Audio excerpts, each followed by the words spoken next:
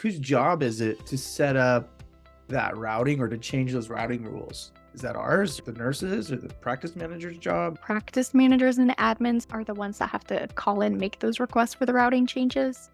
And then we'll go in, update them to their specifications. So sometimes we do get doctors that are getting paged correctly, but they just don't want the pages and they want to update the routing rules. We have to let them know, well, we can't make that change because if we do, it's going to affect 30 other providers that share the same routing rules. So it has to come from an admin.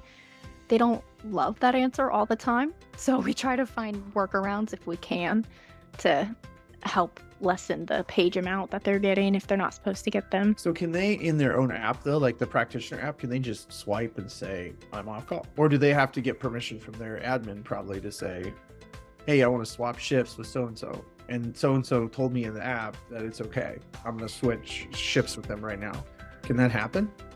Yeah, they do have an option within the app to go into their availability.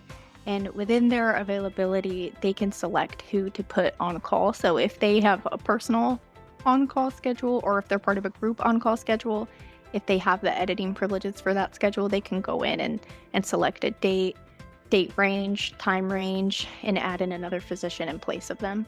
So if they go on vacation for a week, they can put in a different doctor as covering for their call, and then they won't get pages. Same with their contact preferences. Sometimes they'll put another provider on as they're covering, but it doesn't let the person that's trying to contact them know that they're unavailable. So they have separate schedules. They have the on-call schedules for coverage from this doctor to this doctor, and then they have their contact schedules, which will basically determine if the provider wants mobile calls or secure text or if they're unavailable.